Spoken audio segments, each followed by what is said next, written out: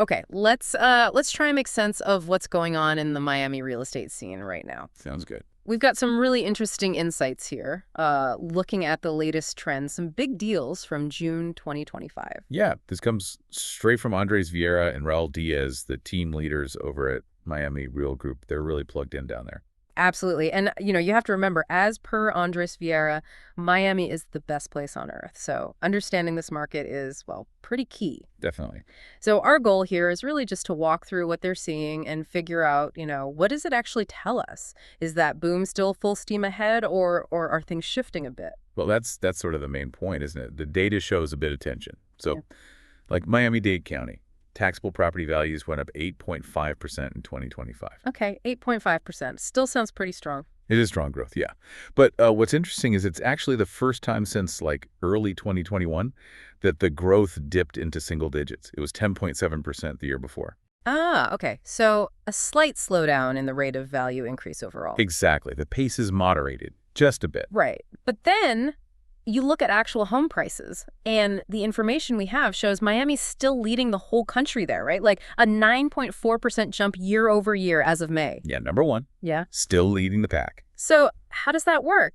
Taxable values slow down a little, but sale prices are still accelerating faster than anywhere else. That's a great question. I mean, taxable values, that's one measure, right? Mm-hmm. It reflects the overall tax base. Home price appreciation, though, that captures what happens when properties actually sell. Ah, okay. Market transactions. Precisely. And that sustained nation-leading price growth. It really suggests that demand, especially for certain kinds of properties, is just incredibly strong. It's still outstripping supply, pushing up those sale prices. Okay, so huge demand, rising prices.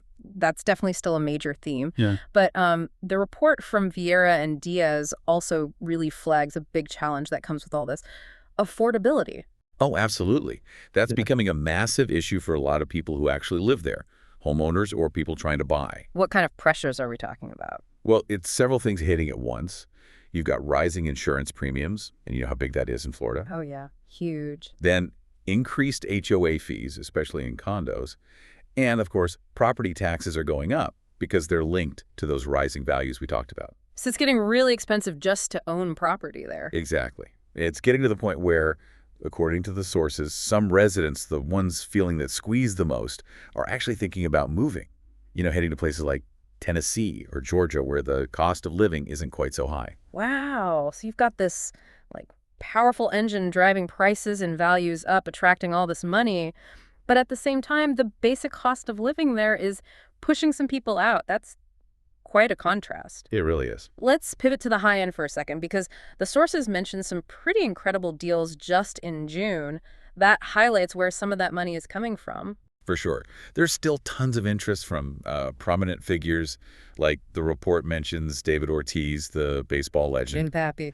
He's apparently getting a luxury 3-bedroom condo at Aura by Casa Tua. That's a perfect example of these branded residences people talk about. Right, where the property is linked to a luxury brand. Exactly. Offers extra services, a certain cachet, attracts celebrity buyers, people looking for that lifestyle. And then there was that land deal, Indian Creek Island, billionaire bunker. That sounded wild. Oh, that sale is, yeah, it's huge. A 2-acre waterfront lot is under contract for $110 million. Just for the land. Just for the land. The buyer's apparently an international finance exec, buying right next door to people like Jeff Bezos. It was listed higher before, but $110 million. That's still one of the biggest land deals this year. Wow.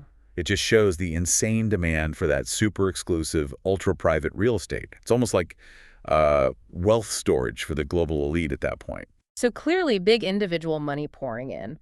But the sources also mention larger companies making moves, like Redwood Development. Yeah, that was significant too. They bought a block of 223 brand new townhomes in Miami Beach. Ooh. From Lennar, the home builder.